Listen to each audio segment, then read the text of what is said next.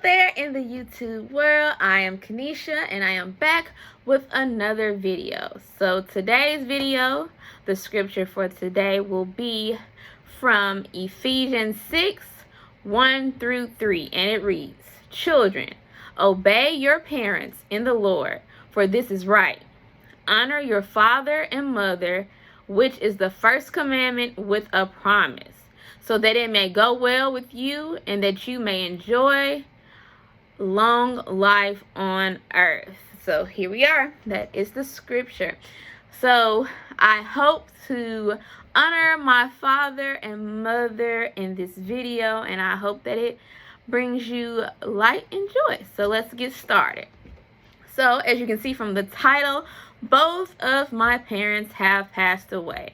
My mother passed away first, and then my dad passed away not long after, like less than 2 years after her. So as you can see in the background, that is a portrait of my dad, and this is a portrait of my mom. Both were drawn by my talented brother who can draw his butt off, as you can see. So I have them back there, so they're always with me in that regard. Anywho, so to get to the story, my dad passed away due to cancer. He had lung cancer. My daddy was a heavy cigarette smoker, but if you would have asked him, did cigarettes cause his cancer to come, the answer would have been no, and it would have been that it was due to Agent Orange from the Vietnam War. That is his reason that he felt like he had cancer. But he smoked heavily, like a pack and then another pack and then another pack. It was so terrible. It was so terrible, in fact, that I believe he was the reason that I had asthma as a kid growing up. Like, I have since grown out of it, but as a young kid, I had asthma. So I believe I was either in elementary or middle school, he was first diagnosed with cancer. He went through the chemo and all that stuff. He had to shave. Well, his hair was falling out, so he shaved his hair. And if you know anything about my daddy had some nice hair, but he shaved it off and went through that process. He ended up going through surgery, and like I said, he had lung cancer, so they moved a 3/4 of his lung. So he had a whole lung and 1/4 of a lung remaining.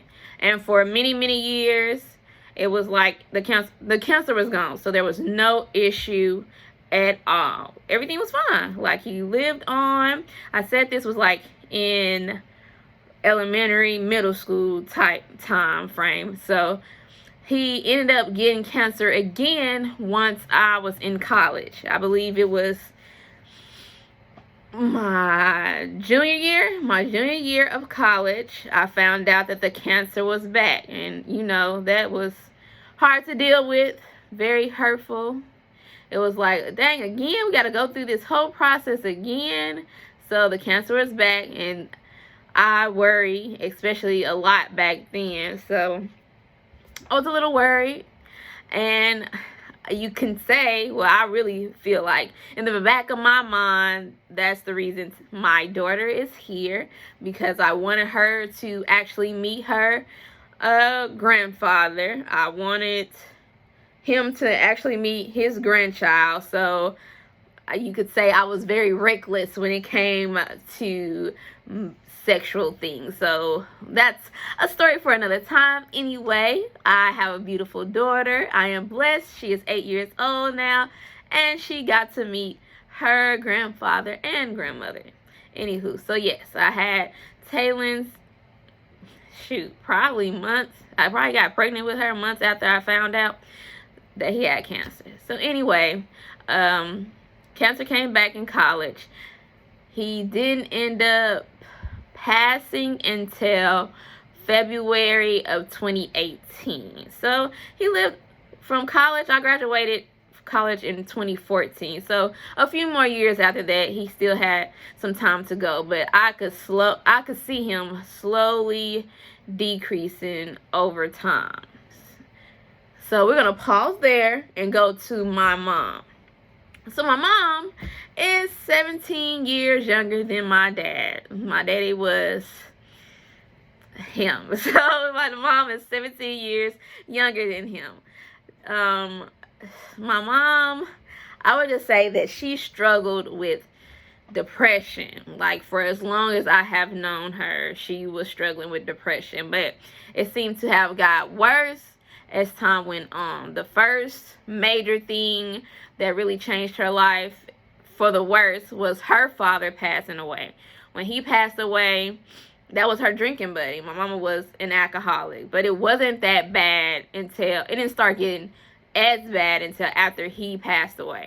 It started getting rough, where she would drink and not eat and all this stuff. Like, she used to drink. She would go to his house to drink, as a matter of fact. Like, they would be kicking it together, sitting on his front porch, just talking, enjoying life. Like, you could really tell that her father was her best friend. So when he passed away, it seemed to have just taken a toll over her. And then she didn't like the way that his funeral arrangements were handled, so she didn't even go to his funeral. And that was just tragic for her. So the drinking got so much worse than what it was before he passed away. It got heavy. It just seems like she would do things, reckless things that she normally wouldn't do. And year by year, it just got worse. And it was like she couldn't stop. I remember asking her, like, telling her, my youngest sister, now she is 19. But when my mom was alive, I would tell her, like, she has not seen you sober. Like, I would like for her to be able to see you sober. Don't you want to be seen sober to her? She doesn't know what that experience is like. And I just remember my mom just crying out, like, you hate me, all my children hate me. And I was like, it's nothing like that. We just want you to be better. And for me, this was before my walk with the Lord. So I would just be angry with her and just like, why can't you see that we want you to get better? So you have kids. Get better for your kids. I even went as far as to reach out to Alcoholics Anonymous. I don't know exactly which company I reached out to, but I was like, my mom, she is struggling with alcoholism, and I just really want her to get help. And what they told me was they cannot help her unless she wants help. And I was just like, dang, like, this lady does not want to help herself. I'm trying to help her, but it was just definitely a struggle. And I would just and I know the scripture says, honor your father and mother and be obedient to them. But at that time of life, it just felt like I was the parent. Felt like I was her parent, telling her what she needed to do. Like, if there was one point where her bills would be off, not bills would be off, her electricity or water would get turned off or something, and I would have to pay the bill, but I wouldn't give her money directly because I wouldn't trust that she was gonna pay these things. So I would just call the companies and pay it out directly. Like, it was a real struggle. And at the time, my two youngest sisters were still living with her, so they were going through it. There was one time where there was no air in the house, and it was summertime, and it was just like, my mama wouldn't be there. She would be somewhere else doing other things with other people and just leaving them there. So it was just, during that time, it was a struggle. But, like, I always thought, maybe there's hope for this. She'll get better. My mom was like, she was in her early 50s. She died when she was 51. So going on with that, all the struggles, I never really thought, oh, my mom could pass. Like, this is going to happen. So I remember there was this one time she ended up in the hospital. And then I was like, what's going on? What did they say? And she was just saying, I just need to stop drinking. As long as I stop drinking, everything will be okay. It'll be good. And me, knowing me, like how I know the damage has been done over all these years, is like, really? Is that just it? Is that just all? You just need to stop drinking? And that's literally all she said. She just said, I need to stop drinking and everything will be okay. Now, this is back in 2016. So at this time, I'm living in Minnesota. So I called, so this was coming up to like Thanksgiving during this time. And she was just talking about all the things that she was going to cook and all that stuff. And I had told you that she had just been in the hospital, so I was planning on surprising her. And Thanksgiving would have been a week later than when I was planning to go there. So I was like, I'm probably not going to come back and forth for Thanksgiving. So I ended up going down to Little Rock, where we lived at, well, where I'm from. And I was like, Mama, I don't know if I'm coming back for Thanksgiving, so let's just go ahead and do everything now. Let's have Thanksgiving early. So we had my brother, my sisters, everybody was there, my grandma, and we had our own little Thanksgiving meal. But during that time being there, you could tell, like, she was just moving slower. When we were in the store, she had a buggy that she sat in, and she was just, like, irritated. And during this time also, it was just easy for her to forget things. Like, I knew she liked repeating herself. Like, she always would repeat herself. But this time, it just seemed like it's more than just repeating what she told me earlier. It's like, it seems like she actually forgot what she said. And then just standing up for a long time, it was a lot for her. So I was like, this seems a little different. But we went on to have our Thanksgiving early. Everything was good. Went back home. Good. So for a few days, after a few days, I hadn't heard from her. I called her and got in touch with her. And she was just saying how she was tired and she want to eat, but she really can't eat anything solid. I was like, well, the dressing not that hard, so like you can eat the dressing and stuff. And she was like, yeah, and you could just tell that she was tired. Like, and she even said, I am tired, I'll call you back later. So it was just, she was just more tired than usual. So one night, it wasn't even her that called me. My brother called me. He was like, what's going on with your mama? She's saying that I need to come get her and take her to the hospital and stuff. I was just like, well, Chris, if she's saying you need to come get her, go do it, because you don't want anything to happen to her and you weren't there. So go ahead, just do it, see what's up. I don't know. Again, I live all the way in Minnesota. That's hours away from Little Rock, and there's nothing I can do. So go check on her, see what's going on. So he gets there. She's taking her time to get ready and all that stuff, but you could tell, like, she needs to go to the hospital. I called her, and she was just saying that she was getting ready or whatever, but just moving real slowly. And then she was acting like she didn't want to go with him. So I was like, well, if she doesn't want to go with you, you need to call the emergency team, the ambulance, and get her to go. Like, she really needs to go to the hospital. Something is wrong. If it's something wrong, get her out of here. So she was like, no, I don't want them to come. That's going to be a major bill. I don't have money to pay for that or whatever. So she was like, no, I'm not going with them. So at some point, somebody ended up calling my auntie. All I know is when I heard her come through the door, I got off the phone. I went to sleep. It's like 10 o'clock at night. I went to sleep. I was just like, well, whatever happens, happens. I'll talk to them in the morning. Not thinking the worst, just thinking she needs to go to the hospital. So I get to work the next day. Hours later, my aunt ended up texting me, and she was like, it looks like it's turning for the worst. You need to get home. I'm like, what? I was just talked to her last night. Like, what you mean turning for the worst? So mind you, again, 2 notes. I live in Minnesota, so I'm looking at flights. It's like it's going to take 12 hours to get there.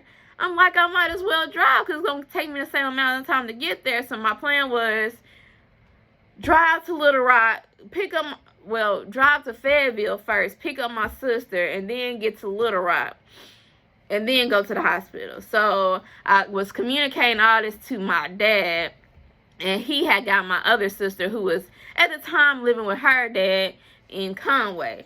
So he was at the hospital with her because she couldn't be there alone. And it was just like my mom went to sleep, like around 2 a.m. in the morning, she went to sleep, and she never woke back up. Once I got there, she didn't wake up. There was nothing. Like, she was gone. She basically was a vegetable, because they told us like everything just started failing. It was like, if she comes out of this, she's gonna have kidney failure, she's gonna have all these different just failures. Her system is shutting down. So what happened is, a month or so before all this happened, she had fell and hit her head, and the story kept changing. So I don't know if she was pushed, if she was fighting with somebody, if she was walking outside and just tripped. I don't know what the story was, but she hit her head on the ground and had like a gash. So I don't know if this had to do with anything or what, but they said that there was blood in her skull, and like they couldn't stop the bleeding. So if it got to a certain point, it was just gonna mess her up. So but basically blood and her was getting around her brain and all this stuff and shutting things down. I don't know the correct terminology for it, but it basically shut her whole body down. And next thing we know, they're saying they gotta pull the plugs on her because there's nothing more that they can do. So they pulled the plugs, and it was just the craziest thing. Like, her arms came up and then they just went like folded. It was just crazy to see. But anyway, this was November 2016, like a few days, November 18th, 2016 to be exact. Yes. So that's when she ended up passing, never made it to Thanksgiving.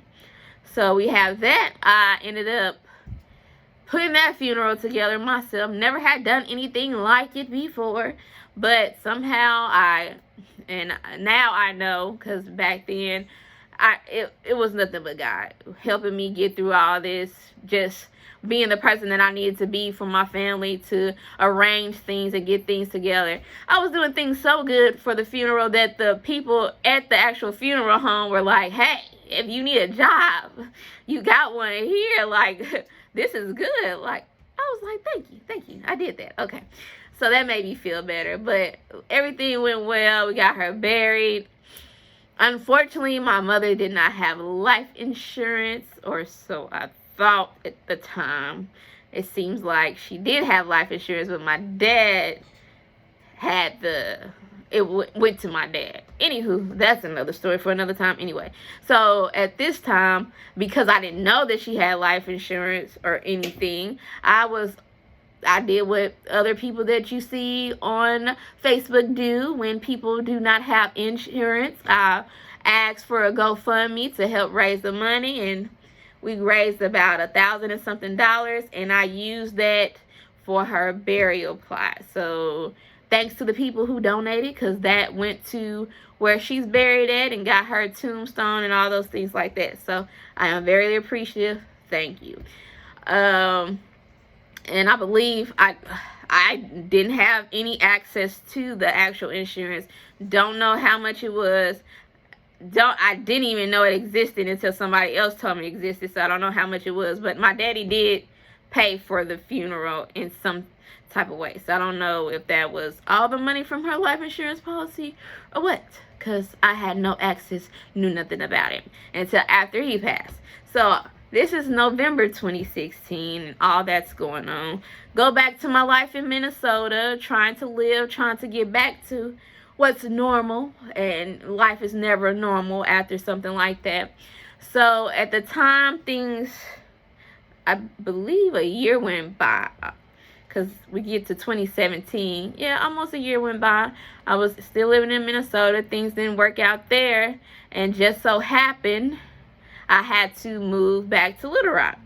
Now at this time, I am 25 with a daughter, moving back in with my daddy. The worst that could ever happen. Like, who does this? If anybody knows me, I was the valedictorian of my high school. I thought my life was going to be mapped out.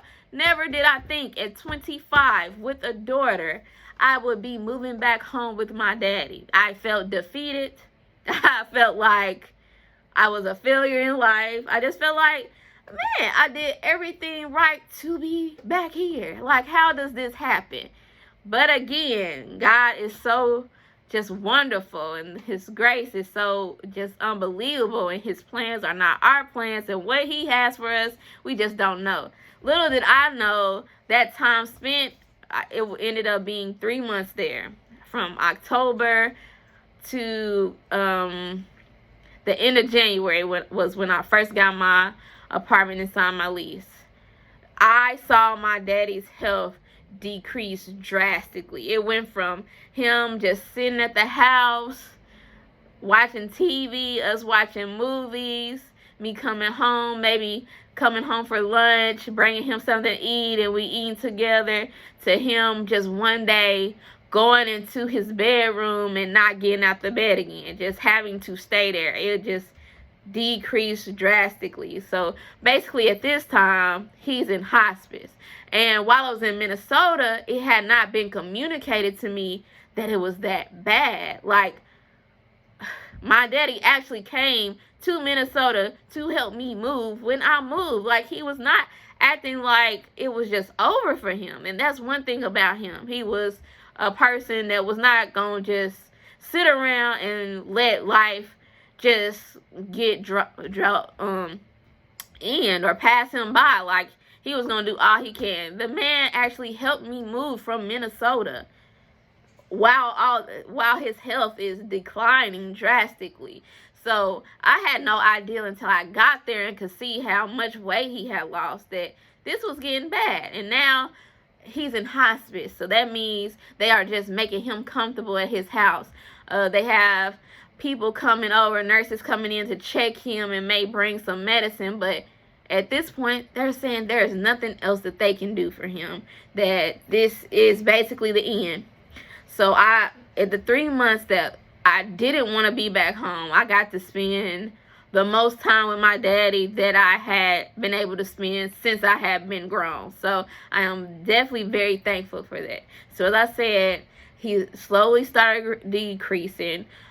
He went from walking in the living room, doing his usual things, not as much as he always does, but still being able to get around and stuff, go out and stuff, get up, to go into his bedroom one day, and I would say he was there about a week or two where he would just be in bed watching TV, like not being able to move. One morning, he got up trying to go to the bathroom and actually fell out the bed. Like, he fell. It was like he was getting weaker by the day.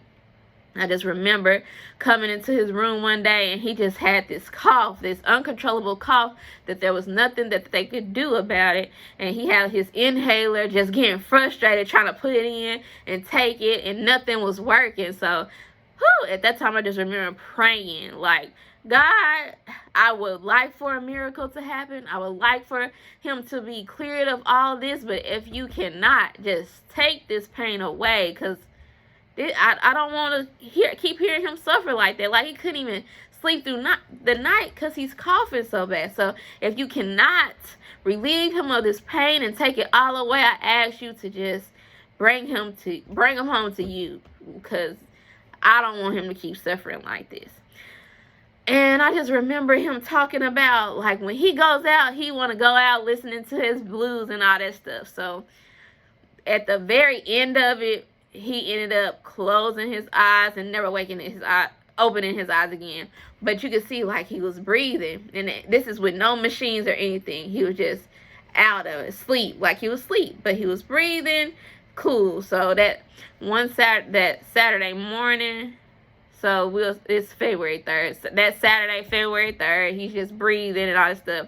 So I turn on his all blue Saturday, have it blasting like he normally does, and I got a call to go pick up my sister in Conway. So I left.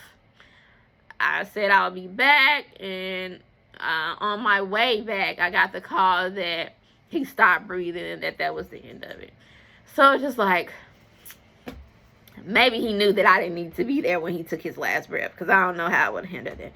But anyway, so mom passed November 2016. Dad passes February 2018. And my life is just like, wow, Lord. Both of my parents, like, the thing is, I knew my father was going to pass. Like, I knew that was going to happen back in college. Like, I knew it was coming. The cancer had came back, so I knew that this was going to happen. But my mother, that caught me off guard. I never saw that coming. So for her to pass before him, it was just like, well, I already know he's going to pass, but now she's already gone.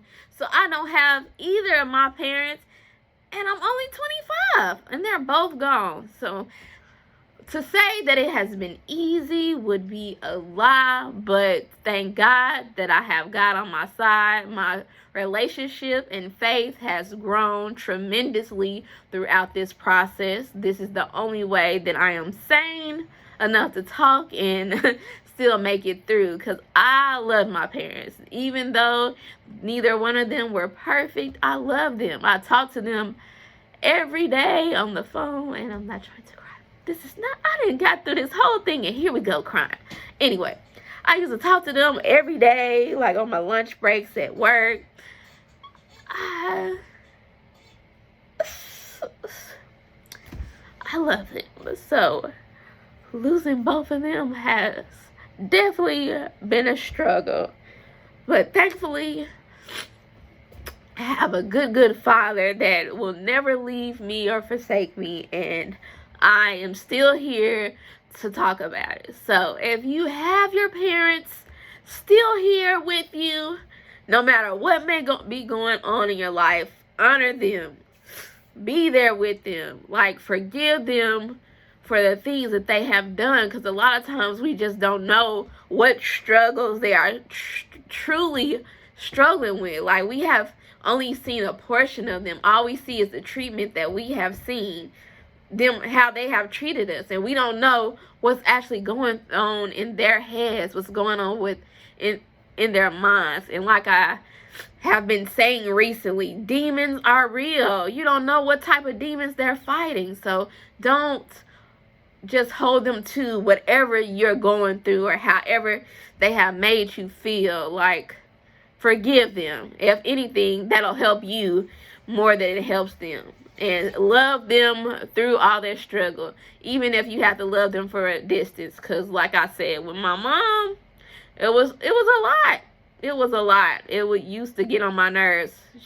Just running up after her, looking for her, because she done left her kids, my sisters, for days at a time, and she's just gone somewhere drunk with somebody, and it's a lot. So if don't nobody get you, I get you. But you have to forgive them and still love them throughout the process. Because like the Bible says, we have to honor them. Those were the parents we were given. God knew what he was doing. Everything happens for a reason, and they are our parents for a reason. So if you get anything from this today, forgive your parents for things that they have done. Because you don't really know what their inner struggle is. You don't know what's really going on. So that is my long video for today, the longest video we have had so far. Thank you for tuning in, and I look forward to talking to you the next time. See you later.